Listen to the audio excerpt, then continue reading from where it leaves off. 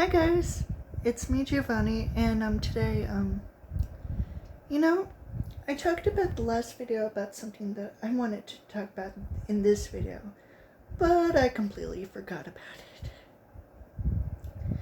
And I don't know what I was going to talk about, but now I do. To retouch on the hot takes from Not Real Name, Not At All, especially her own salty ones, which is basically her own opinion in the last one, just having Crying Child as the puppet instead of Charlie. Now, Siri Squawks has already mentioned about this, just not about her hot take on the Crying Child being the puppet, because the Crying Child being the puppet wouldn't even make sense at all.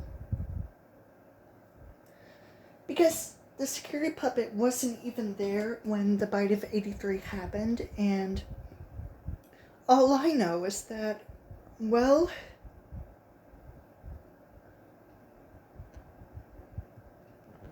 due to the games and the story, it just makes sense for Charlie to be the puppet. It's just that she was killed outside and became the puppet in the FNAF 2 minigame, that's all. So why would the Crying Child be the puppet? I have no idea, but I mean, they do have similar designs, and maybe it might have been interesting for the one who started the whole madness and to end it all, but at the same time it doesn't even make any sense if it's the Crying Child possessing the puppet, because the puppet wasn't even there when the Crying Child died. They were there when Charlie died, and the puppet was supposed to protect Charlie. So yeah, it just wouldn't make sense for Evan to be the puppet. Evan as in the Crying Child. Every year, thousands of athletes disappear in clutch moments due to falling hydration levels. They've been... I agree for the most part. While there are some creepy damaged animatronics, there's others where I feel the damage detracts from their initial creep. Entire circus rights. I don't know how... I agree with this one because Ruin kind of ruined, literally, the whole story involving the Mimic being the new villain in Security Breach. I thought that the Ruin DLC was the continuation of what happened, what just happened in, like, the true ending of Security Breach involving Burntrap / William Afton. I'm obviously not going to go into detail about the Mimic and William Afton's connection to Glitchtrap and Burntrap, but basically Mimic was mostly Glitchtrap, and Burntrap was, well, the resurrected soul and body of William Afton, but controlled by the Mimic. So, yeah. And the Mimic and Burntrap are literally separate characters, even from the design of the model.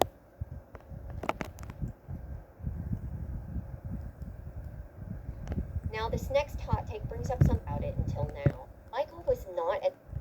Now this one is a little confusing, and if Michael wasn't the protagonist in Freddy Fazbear's Pizzeria Simulator, then Michael would still live on happily ever after with his family, his own family, being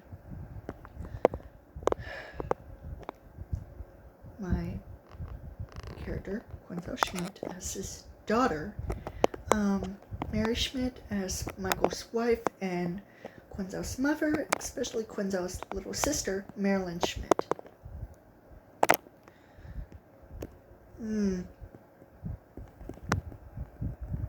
Key Oblivion. Now this one is, well, I mean, it might make sense, but at the same time, I'm just glad that William Afton is no longer the main villain, because he's been done so much, and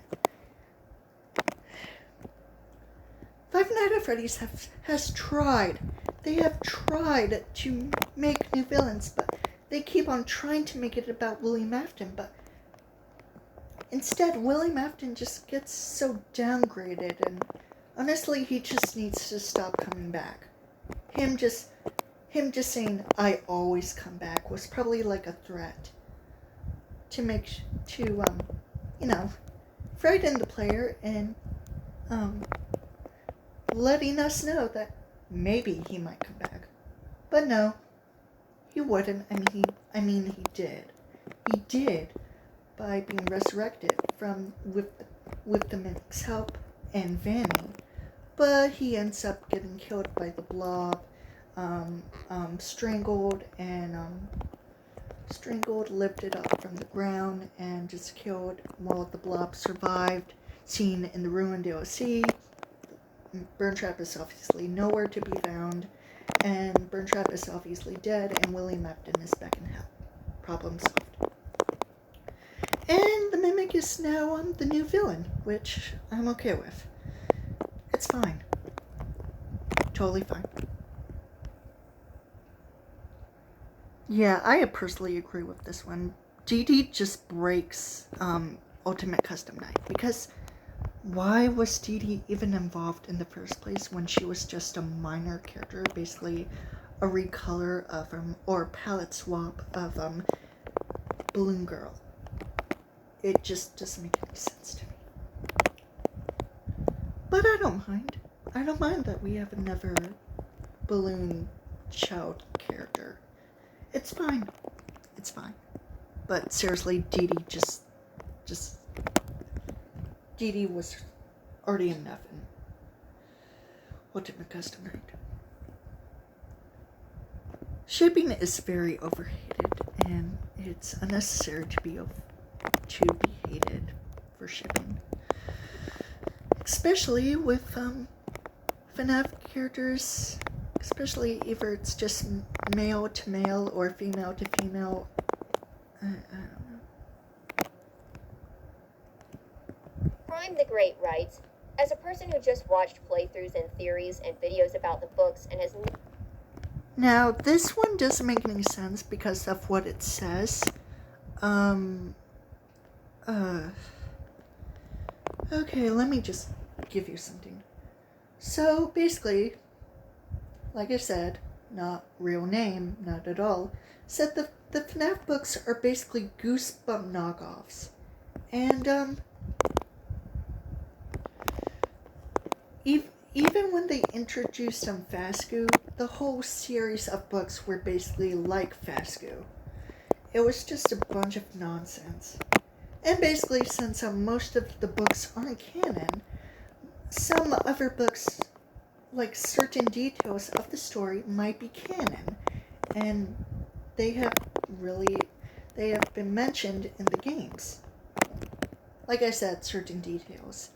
And certain details from the other books might have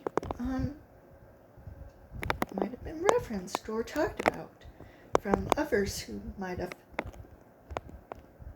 you know. I would agree, but then again, William Afton does not deserve to come back over and over again, kind of like Chucky.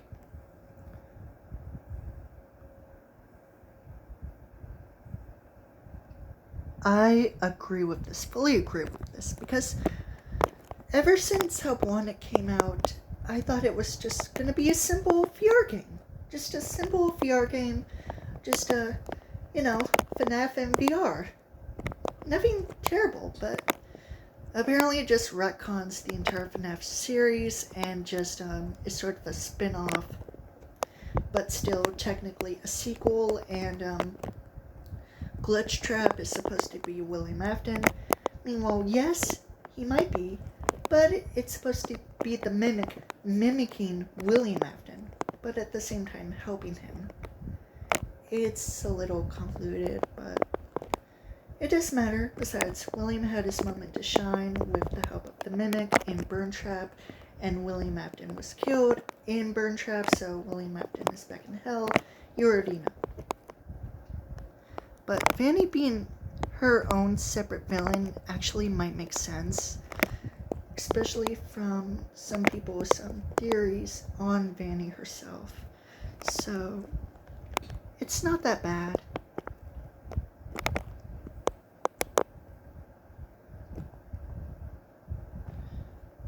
That's sort of a lie, because I'm pretty sure that William Afton saying that he'll always come back, was basically like a threat,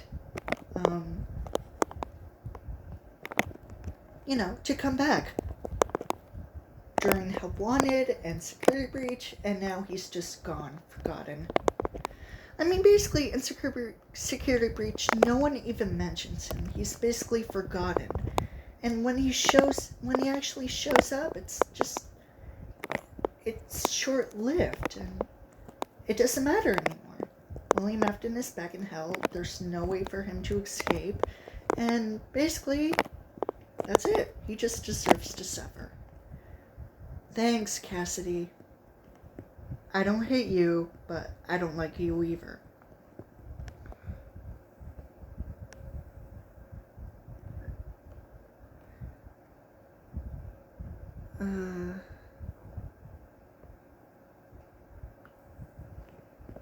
So I should mention the second part. A lot said the story should have ended with FNAF 6, but there were a lot of comments that said that the story should have ended at FNAF 3. I don't think that the FNAF story as a whole should have ended with the third game, yes. But I definitely think that the first 3 games could have maybe benefited from just being their own thing, and then have the next section be their own thing, and the next section, because the biggest problem with FNAF's story really is that it's constantly fighting with whether or not it wants to move on to the next plot. And I would agree with that, but it's still a little confusing because how would that add up with some of the other games? I don't know. Had rights. The whole baby story is confusing thing that she's Elizabeth or she's Charlie or she's Eleanor makes sense. But seriously, a sneak peek into a better story for Circus Baby is a little stupid. Seriously? Is the Nexus Michael Afton? No, it's just some random entity. Something witty, maybe. I think the whole thing about a dead child being trapped in a robot is still horrifying because that was basically the main premise in the first game. Just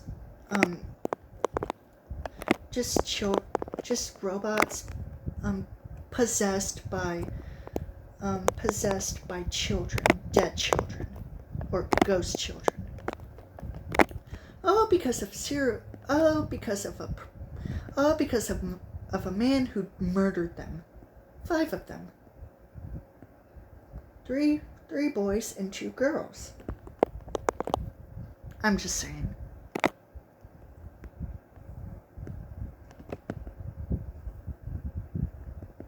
Commenter. Coming Home is actually a good story. I haven't read it, but I'm pretty sure it's a good one. Pressure. Terrible. Absolutely terrible. Dolphin.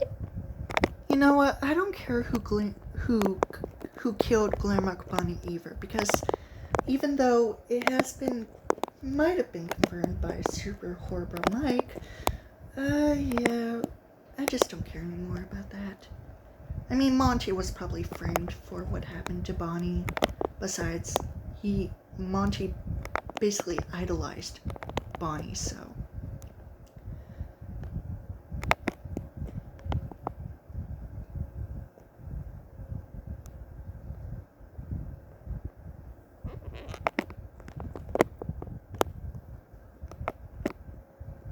Okay, that's